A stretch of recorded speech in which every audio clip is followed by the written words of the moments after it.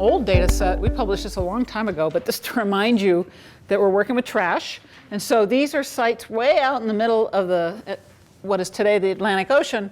And we see alkane waxes that show up really prominent a long ways from home, right? There aren't angiosperms growing in the middle of the Atlantic Ocean. Those are brought in by wind-blown particles and then survive that transport and burial process and end up in these ancient marine sediments. And this is getting back to our question of refractory. What's refractory? Well, these are kind of refractory compounds because they're not soluble and they tend to resist decay. And they transport pretty well. This has actually led people to think that alkanes are moving around the world's surface by wind, and that when you find them in an environment, they're really wind-borne. I think that's actually a misreading of it. They're wind-borne in the middle of the ocean, but in terrestrial landscapes, they're going to attract litter flux. And the much greater control on their supply to the surface environment is litter flux, not wind transport. Okay, so I've been interested in these for some time, and we decided to, as part of Aaron's study, kind of look at the distribution of the isotope values of these to kind of, there we are, to look at the difference between the lipid isotope value and what's the leaf value. We know, and you guys have spent 2 weeks learning, that the leaves are lower in isotope values in 13C relative to CO2. And we all now, and maybe you know this, and now you know for sure, that the lipids are depleted further still. So if you want to reconstruct CO2 or you want to reconstruct the leaf, you need to know this fractionation factor. Remember I said at the beginning, got to know your fractionations. And it turns out that they're more or less around 5 per mil, but you actually get some really wild outliers, and we've had some as minus 12 relative to the leaf. As if you set the leaf as 0, the lipid is minus 12. So that's a big fractionation factor. We don't fully understand what gives everything this range, and I think that's a frontier area where there's opportunity for research to understand fractionation. Is there environmental control on this fractionation, or is it phylogenetic, or some combination of the two? We know generally why lipids are depleted in 13C relative to the total biomass. That has been worked out some time ago by Monson and Hayes and building on predecessors' work. The reaction that happens during glycolysis or following glycolysis where pyruvate is converted into acetyl-CoA, there's a loss of a carbon dioxide by pyruvate dehydrogenase, and there's a secondary isotope effect on the remaining carbon, and there's a depletion in the remaining product that happens there, and that depletion gets carried into the lipids that are built from the acetyl building block, right? So getting back to what I said before, acetate is my favorite molecule, right? Well, that's because many lipids are built out of acetate. And so I'll leave the details of this for you to enjoy by reading this review article by Hayes. But we do understand why lipids are light, but we don't understand the entire variability in those profiles. We got interested in whether we can relate lipid values not to plant material, but to soil organic carbon. And so in the next diagram, that's what we're trying to figure out. This is for C3 and C4 dominated or vegetation dominated soils, and where 0 is the leaf carbon, and then the soil organic matter relative to leaf carbon is slightly offset negative in vegetation that's associated with C4, and it's slightly positive in vegetation that's C3. And that's probably reflecting sort of biochemical differences between these two, and maybe physical and differences in how soil carbon is sequestered. And it's kind of an interesting thing in and of itself. And then the N-alkanes that are associated with the leaves have their own depletion, and they can be quite substantial. Here's about 10 per mil relative to leaf for these waxes. It's a little less than that for these. But it ends up at the end of the day that the distance between the soil and the leaf and the soil and the leaf, just serendipity has it as 9 per mil. So it's the same in both. So we can take whatever lipid value we measure and kind of apply a simple correction to estimate soil isotope values. And so one of the other messages from that previous slide is that the lipids carry really important information about the origins, whether it's a C4 or a C3 vegetation. This is actually, I really like this graph. It's Turi's, and there's actually a predecessor to it that Peter Dinas published in, I think in the early 80s, which looks at the distribution of these values. And one of the things that really has always struck me is that the C3 values have a wide range and the C4 values have a narrow range. I always thought that was kind of interesting. Well, and you've been in this class for 2 weeks, so you can tell me all the reasons why C3 has a wide range, and it's tied to the environment and the availability of water, right? And the control of water and stomata conductance and the influence of the supply of carbon and fractionation. So we can understand why we get that variability relative to C4. But there's sort of environmental information that's encoded in that geochemists are beginning to think about how to use.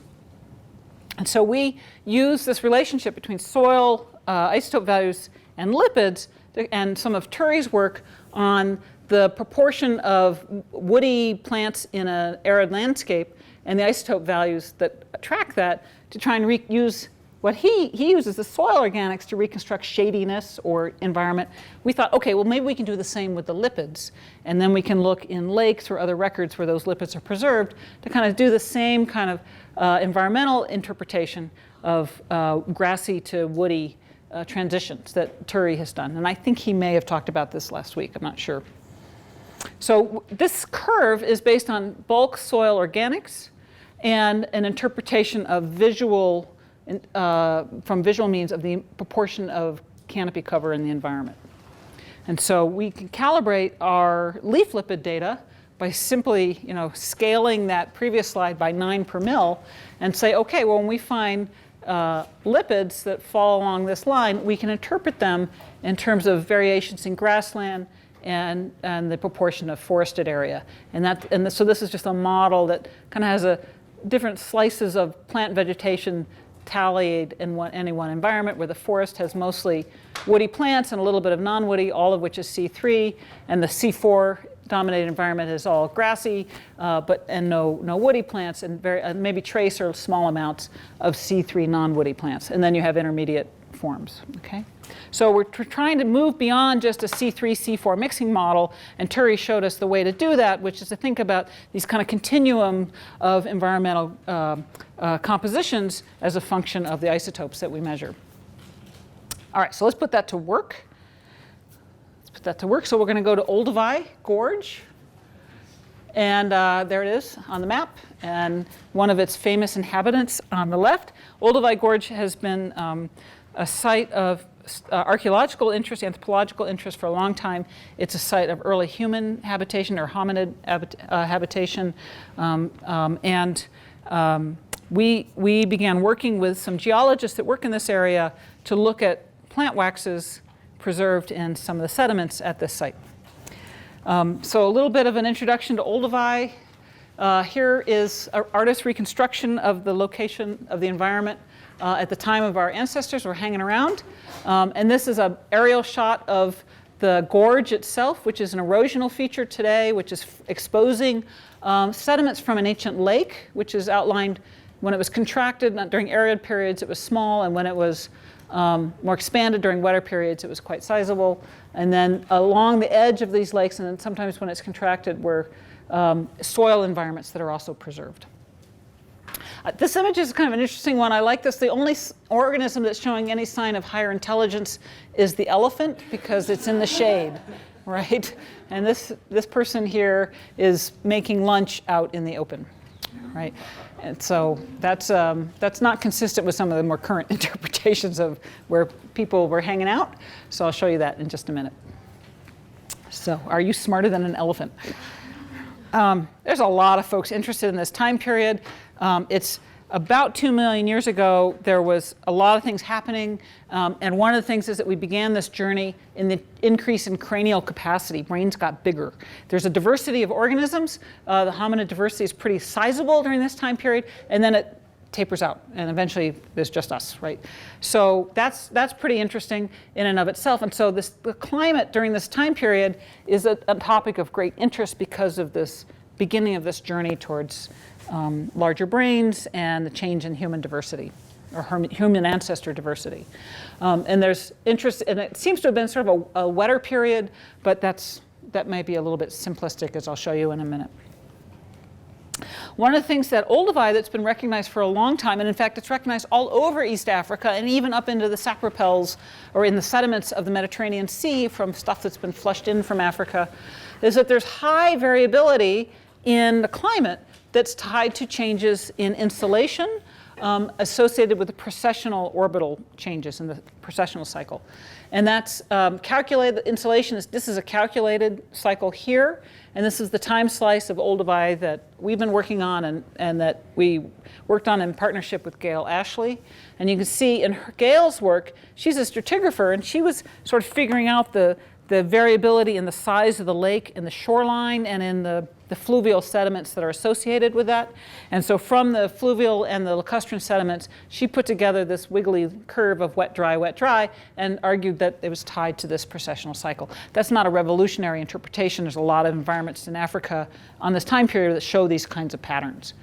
And so my student and former IsoCamp alum, Clay McGill, was kicking around for a PhD project with me, and he had been working on Holocene climate records in lakes in Greece, and he wanted to work on Holocene climate. And I had been working on Miocene and older data sets, and I didn't really want to work in the Holocene because there's too many people doing that already. And I said, I don't want to do Holocene. He said, well, I don't want to do Miocene. So we met in the middle, and we worked at about 2 million years ago, and we called up Gail Ashley and said, hey, Gail, can Clay come and look at some of your samples, and let's just see if there's anything in there. And Gail was very generous and sort of opened her extensive sample supply to Clay, and she's at Rutgers, and so he went back and forth between Penn State and Rutgers and worked very closely with her to get access to these really wonderful samples in fairly sizable quantities so we could do extractions. And what he learned from that is that there's a lot of variability in the isotopes of plant waxes in the lake of Olduvai at the time of interest. So let's see, let's walk us through this. We'll start with the total organic carbon, which shows these variabilities. And this is a scale of about 10 per mil in 13C. So the bulk organic matter is kind of swinging around in here, and the gray banding is based on those swings. And the quantity of organic carbon also kind of tracks that, and that's known in African lakes to reflect lake level. The stratification of lake tends to vary with the lake level, and so you tend to get more organic matter and lower organic matter with higher low stands. And so then we measured the waxes that come from aquatic plants that might be in the margin of the lake, and they don't show much variation at all. That's a 5 per mil, 6 per mil scale there, so we get about a 3 per mil range. So we can't explain our total organic values based on sort of aquatic inputs. So then when we look at the plant waxes, we see those swings are really exaggerated, and this is now a 16 per mil isotope scale, and we're getting sort of this massive shift between a C4 dominated lipid and a C3 dominated lipid, and it's happening on fairly tight time scales. One of the cool things about Olduvai that I forgot to mention, that it's in a volcanic highlands, and there's a lot of ash layers, and it's had the snot dated out of it. I mean, it's incredible dating control. So there's really nice temporal control on these interpretations. And we can tie those variabilities, and what we're interpreting is that woody to grassy transition that I showed you in the previous slides, sort of following Turi's made in the shade kind of interpretations with these lipids, and showing this variability that really nicely aligns with the processional cycle. So what people are envisioning is happening with these processional cycles is that when the solar insolation is higher, it's intensifying the African monsoon system, and you get more rainfall in this region. And then in other solar insolation changes, and you might have less rainfall because of less intense monsoon circulation. And so the shift from C3 to C4 is interpreted as a rainfall driver. Is there a question here? Yeah, I was just curious where you got the carbon isotopes from. Was it from the lake sediments? These in the gorge, which is an erosional feature today, there's actually lake sediments exposed. And so these are all samples from the gorge of lake center sediments. Okay, that's a good question. So this is a time series happening in sediments that record alkanes from the catchment of that ancient lake.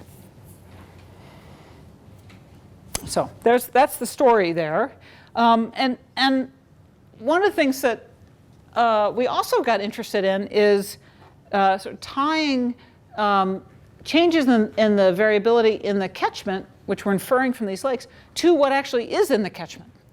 And the kind of the cool thing about working in an archaeological site is that there's archaeologists there, and they're like scouring off the surface to expose the landscape because they want to find fossils of ancient humans or the things that they were eating or their footprints in the sand or whatever. You know, like so they're opening up or exposing the landscape. And so we then sampled across that landscape to look at the heterogeneity, the spatial heterogeneity of the vegetation.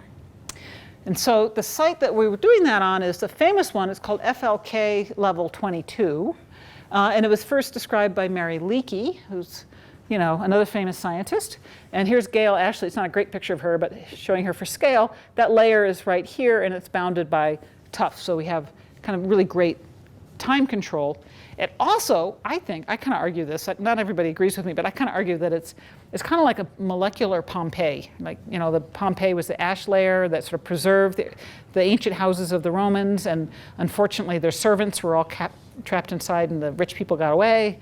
Sounds like, stories that are repeated time and again. But anyway, the molecules were preserved under these ashfall layers.